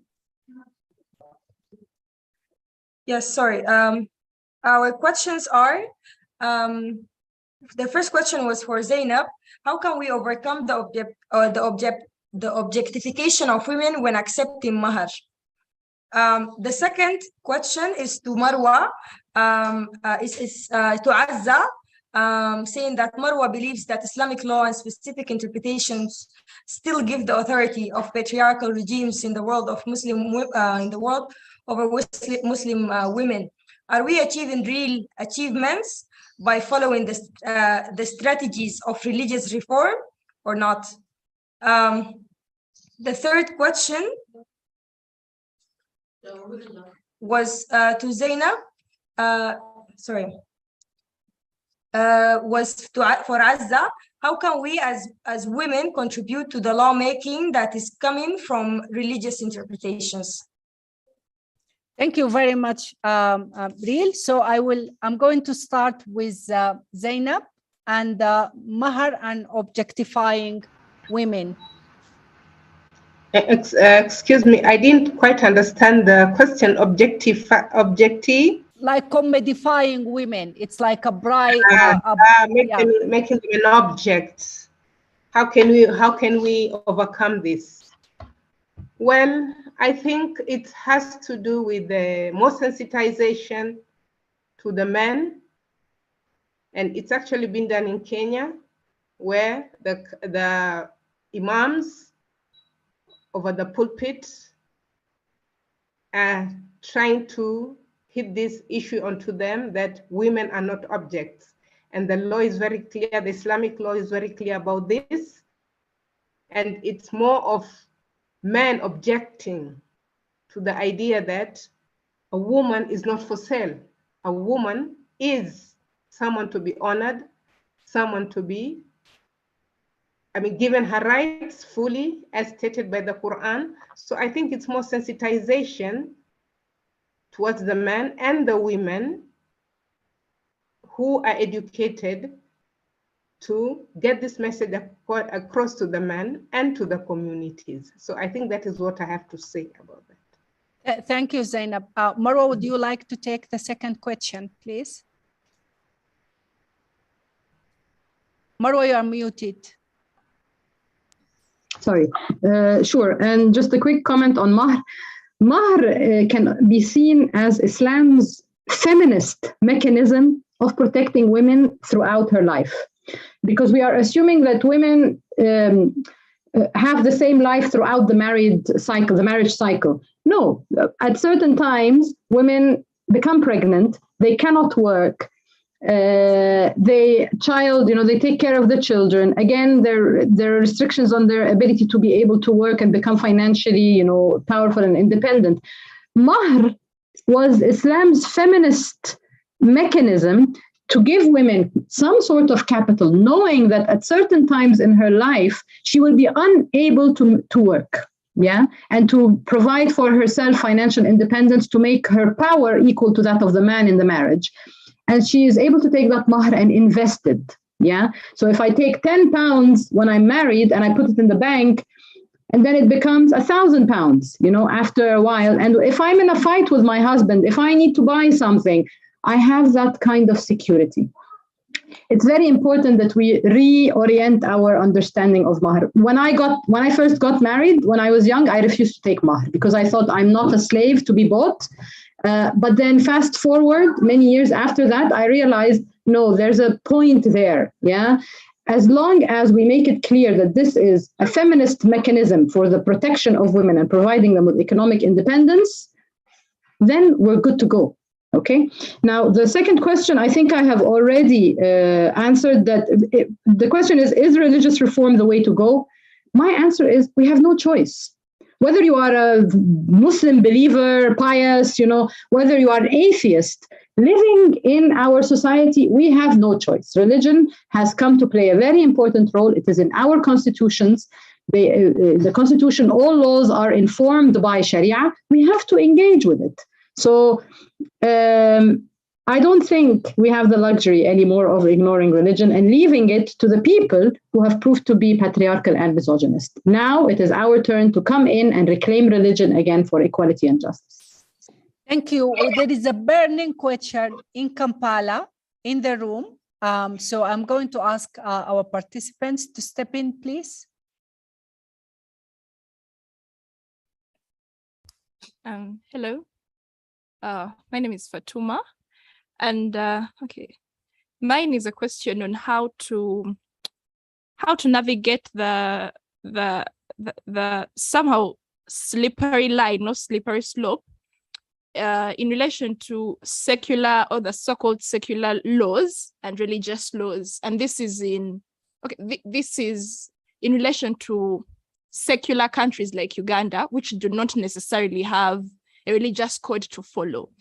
I believe that getting Muslim personal law and remitting it to Qadi courts and not the mainstream courts actually slows down the progress, because as we've said that religion is mostly being controlled by the patriarchal men who have their own points of view.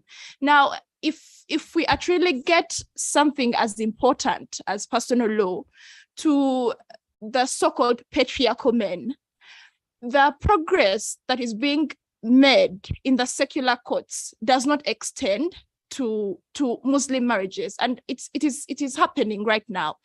The Supreme Court comes up and says actually in marriage domestic work shall be recognized 50-50 or whatever, but then they are going through the Divorce Act, which explicitly says that it does not apply to marriages contracted under Muslim laws.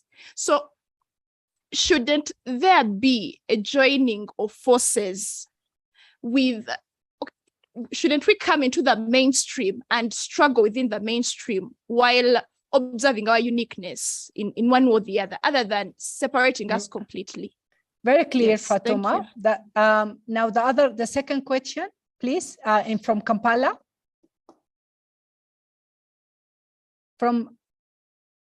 I believe you said there is two questions, the colleagues in Kampala. Yes. Go ahead, yeah.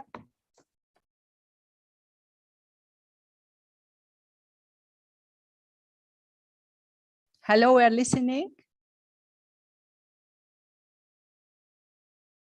Is Judith, I want to follow on what she said. In a country like Uganda, where it's a bit of too heavily Christian country, and to be very honest, just to say this from a side note, I'm Christian, and I realized in this discussion that the issues are the same. But I think for me, this was an eye-opener to realize how progressive our sisters from the Muslim community are being to really start tackling the conversations around religion as a tool to, suppress women.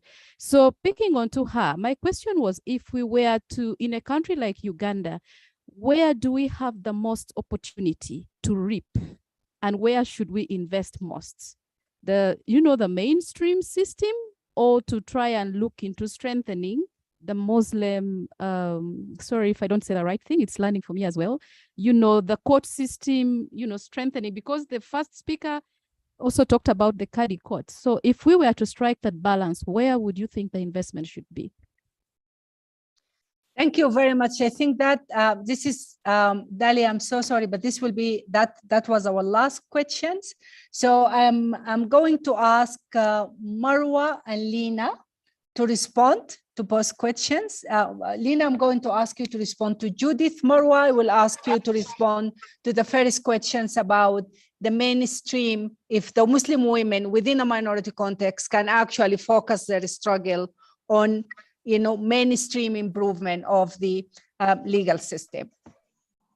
Lina, would you like to go ahead? I've been speaking a lot. Yeah. I follow you. Where do we have the biggest opportunity? I would say the opportunity lies in both issues. The challenge we are facing in the advocacy for the Qadi Courts Bill implementation is the fact that this is being treated as a Muslim issue. That is why our colleagues are going ahead without us and leaving us out still in the current marriage bill as it stands. Because one, the Muslim community raised their concerns about the bill not addressing Muslim-related issues in regard to family law. Because remember, for us, everything that we do is an act of worship. And we need to do it according to the principles of the Quran and the Hadith. So the secular laws do not address our concerns as Muslims. That is why we are seeking a separate law. And remember, this is not a privilege we are seeking. It is a constitutional mandate that is envisioned under Article 129(1)(d) that requires for constitution of the Qadi courts to regulate the Muslim personal law. That is marriage, divorce, inheritance, and guardianship of children. So where are the biggest opportunities? The mainstream law is inclusive in nature. It doesn't discriminate. Muslim women can seek remedies under the mainstream law that protects their rights in the different areas of life. But in regard to family law, the laws do not address our concerns according to the conscience of our practices and beliefs in Islam.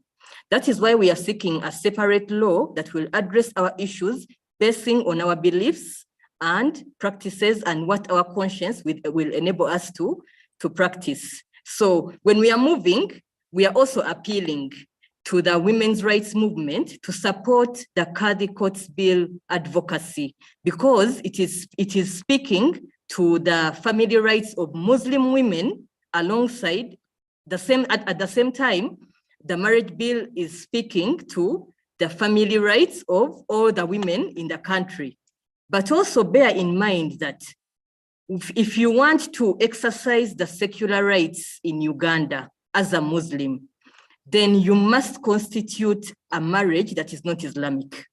Once you constitute a marriage that is Islamic, right from the start, it means that the laws and regulations governing your marriage will be based on the Mohammedan Act, and therefore that is the Sharia and the Quran. Thank you. Thank you, Lina. So in other words, that Muslims have to choose between their identity, if we can mute, between their identity and their faith and their human rights, which is a very unfair and unjust position. Marwa, over to you. Yes, it's the same direction. I think it's very important to make sure that whatever law that passes in the name of Islam still abides by constitutional rights and fundamental rights and freedom of equality and justice. Because when Lina is saying the law is not abiding by our faith, some in the Muslim community, their faith includes gender inequality. Yeah, they're going to be very, very strong about putting in a law that treats women differently. Now, what are you going to do? That is why when we call for any law, whether it's a secular law or a religious law, constitutional, fundamental freedoms and rights in the Constitution needs to always be governing that law, okay? Now, secular versus religious. We've worked with Muslim groups in Malaysia, in India, and in South Africa. In these two last countries, they are a minority. The Muslims are a minority.